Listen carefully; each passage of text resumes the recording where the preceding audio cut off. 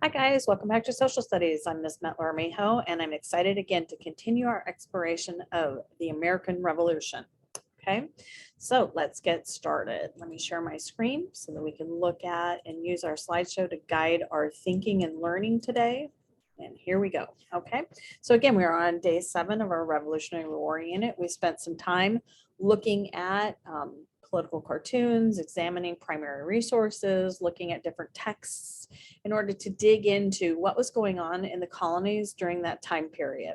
Okay, we've been looking at again, what are those actions that the British government took that caused Americans to want to say, I've had enough. All right, I'm going to revolt. I'm willing to go to war in order to stop these things happening. Okay. All right, so let's look at what our goals are for today. So today, as promised, we are going to use our notes in order to write a paragraph. So we are going to go through some specific expectations. I'm going to set your success criteria for you and really look at what are the things that you need to do in order to accomplish the task today, in order to be successful within your thinking and your learning today. You're going to have an opportunity to brainstorm ideas and organize your ideas together with partners. You're going to have an opportunity to organize your paragraph. You're really going to look at what is that structure of your paragraph and how does that structure help the reader understand what you're trying to convey in your thinking. We are going to write a first draft. We're going to spend some time peer editing. And finally, you're going to submit your final draft through Google Classroom. Okay, that's our big picture. Let's look at the little steps for today and our learning targets. We're again focusing on both that parallel of history, all right, and ELA. So the history standard is I will interpret and evaluate the impact of British taxation on colonial Americans. And the ELA is I will write a paragraph that describes the impact of British taxations on colonial Americans. So we're using ELA to show our thinking and understanding of what we're learning in history. So some success criteria that we're going to focus on today is I can use my notes to generate ideas about the impact of British taxation. Okay, so remember those notes that we've been collecting? Now's your opportunity to put them into action. Okay. Secondly, I can evaluate the effect of the taxation and how that led to the American Revolution. So you're going to have an opportunity to make a statement about how did what the British did impact Americans. Okay. That will be the last sentence of your paragraph. And I'm going to talk a little bit more about that later. As far as your ELA, you're going to be able to organize those ideas, thinking, etc., that you're learning from your notes. You're going to use specific paragraph structure and you're going to cite evidence. We're going to look back through the text that we read, the pictures, etc., and you're going to specifically cite a piece of evidence. And finally, you're going to explain your thinking throughout your paragraph as well. Okay, so take a moment, look at those success criteria, think about where you're at in your own thinking and learning. Where do you want to be by the end? Okay, do you want to be able to do all of those things? Do you want to be able to be successful? If so, then let's continue on. All right, so here's a sample paragraph. This is a paragraph that was actually written by a student a few years ago. And what I want you to do is we're just going to take a minute really quickly and look at it. Okay, the first act was passed by England. The first act passed by England that had an impact on the colonists was the Sugar Act of 1764. Okay, that's a pretty basic sentence, but then we're going to go on. This act taxed sugar, molasses, and brought into the colonies, etc. So what I'm going to have you do now is I'm going to have you work with a partner, and you're going to have an opportunity to look and examine that paragraph a little bit further. Okay, so I'm going to ask that you go ahead and identify what do you notice about the structure of the paragraph? How many sentences are in there? Is there any place where there's evidence cited? What other things do you notice about the structure of the paragraph? And then what do you notice about the content of the paragraph? The Sugar Act is one of the things that we've been talking about in class. What do you notice about it? I'm going to put you in random groups. You're going to have an opportunity to go ahead and spend some time. Go into your Google Classroom.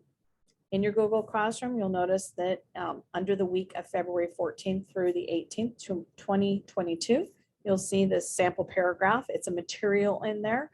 I want you to go ahead and open that so you can have that when you're and reference it when you're having your conversation with your partner. So take just a moment, and I will put you in your groups, and then we'll come back and we'll have a whole group conversation. Okay, at this time I would put students into random partnerships and let them have an opportunity to talk and discuss about the sample paragraph. I chose random just because at this point I just want them to kind of get a feel for what the article is saying, and I don't believe that there's a specific reason why I would want to specifically assign them to a specific partner at this time. Okay. All right. So when they come back, all right, kids, welcome back. All right. It's good to see that you're back. So let's talk a little bit more about this paragraph. All right. So what kinds of things did you notice? Okay, Susie, I'm glad that you noticed that. All right. Yes, definitely. You can see in parentheses, I have used a citation. This is one of the sentences that we actually highlighted in notes when we were taking notes. And we had put those parentheses beside it because we had said, well, maybe that was something that was really important that we would want to come back to. So I pulled that idea out, and that's in this particular paragraph. All right. And let's see. Oh yeah, I see in the chat that Jonathan had said that, he had said that King George III had passed the Sugar Act. Again, that was the sentence that we had identified specifically from the text. Okay. You know what? You're right. I noticed that maybe we should put quotation marks around that. All right. So that's a good point. So definitely we need to make sure that we put quotation marks around our citations. That way we know that they are specifically pulled right from the text. Okay. I will make a note to go in and do that right after we are done with this particular lesson. Okay. Oh, wow. Yes, actually, somebody did notice that right now the last sentence is underlined. Exactly. Why do you think I underlined that particular sentence?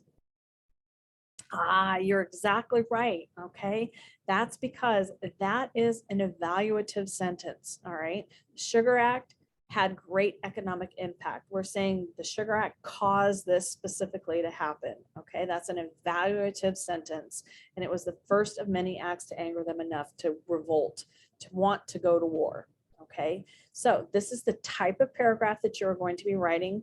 But how do you get there? Well, let's look at specifically how we are going to get there. We're going to break it down into smaller steps so that it doesn't seem so overwhelming. And I say, okay, go write a paragraph. All right. So here we go. All right, let's go back and look at our learning targets again, because this will help us really begin to identify what are the steps that we need to do in order to write that effective paragraph. Well, it says use your notes. Okay. So now would be a great time to pull those notes out. Okay. Organize your ideas. Okay, so we're definitely going to be looking at organizing our ideas. Those are two places where we're specifically going to start within our learning today. So here's a process that I want you to use. Okay, organizing ideas from my notes. All right, so let me walk you through this. All right, so as I was flipping back through my notes, okay, if I were writing this paragraph, again, the first thing I would need to do is to determine a reason for revolt. Okay, what was an act that happened that caused Americans to revolt? Well, I mentioned the Sugar Act in my paragraph, so guess what? That's what I'm going to put in that particular paragraph. All right, that's what I chose before I wrote the paragraph. That's what I chose to write about. Okay, so next, I identified a supporting detail. Okay, through my notes, I'm like, well, why did I pick the Sugar Act? Why was it the specific thing I chose to write about? Well, number one was because in my notes, I had notated a specific reason why the Americans and why the Sugar Act was put in place by the British on the Americans, and what Americans perhaps began to be feeling about it. So my first reason that I had put in here was that the reason why it was put in place was because it helped pay for the French and Indian War. Well, we talked about the ideas before about how Americans did not like the idea that they had to pay for a war that they weren't interested in putting in place. What did the Sugar Act do? Well, it taxed sugar and molasses brought into the colonies. Okay, so I now know what it is and why it was put into place. Okay, how did it make colonists angry? Well, it hurt shipping business and made them angry. They were angry because they had to pay more for sugar. They were angry because their import taxes were a lot higher than they were previously. Export taxes were lower, import taxes were higher. Okay, all right. So now you see how I began to go through my notes and pull ideas out to support my reason for revolt. Okay, so that's the first thing that we need to do. Go through your notes, identify one specific reason, and identify supporting details from your notes. Why did you pick that reason? Why was that reason important enough to be able to write a whole paragraph about? Okay, so next, I'm going to have you work with a partner. Okay, here's your opportunity to go and have that conversation with your partner, to go through and look through your notes and choose one reason that would cause colonists to revolt, to generate ideas for supporting details, and to determine specific textual evidence. Okay, so again, that textual evidence could be something that came from an article, could be from a political cartoon, it could be from perhaps the textbook that we've used. Okay, or it could be from the evaluation that you took on a piece of artwork or a citation for a piece of artwork that we had specifically looked at. In your Google Classroom, the tool that you'll be specifically using is the paragraph organizer. Paragraph organizer looks like the image to the left of that. Again, it's that circle with some lines by it. Okay, so I'm going to give you an opportunity to work with your partner and to go into this particular document and continue working on that. Okay, put you in your groups and you will be ready to go for sure. All right, so at this point then I would put them into their groups and I would have them go back and have those conversations with their partners. We come back, we do a whole group debrief. The last piece of the video asks that I spend a few minutes addressing how I would differentiate. Well, first of all, one of the ways that I would differentiate prior to this particular lesson is that in texts that I would provide for students, I would definitely have given them different reading levels when the opportunity presented itself. So one of the things that I might do is I might take the textbook and so often it's written at such a higher level that I might put that and take that piece of text and I might go in and synthesize that into a lower Lexile level for kids. I would also look for those specific articles online and put those also into use a tool to lower the Lexile level of those pieces of text as well. I would also have provided modified notes for kids at the different levels. So some of the lowest students, I would probably have given them more scripted notes for, you know, the more average students, I would perhaps give them more fill in the blank notes, etc. So I would give them some scaffolded notes within the learning there as well. Another thing that I would do, and I had written some notes here, is to provide an opportunity for kids to go in and within their products, I would definitely have given each student through Google Classroom different rubrics and different tasks. So for example, the higher level students, there were 4 or 5 kiddos who were definitely higher level. I would encourage them within the rubric. I would suggest that in order to score the highest that they can, that they use evidence from either a primary source or a political cartoon. Okay. For your proficient kids, I would say the choice would be theirs. They could choose to use from the textbook.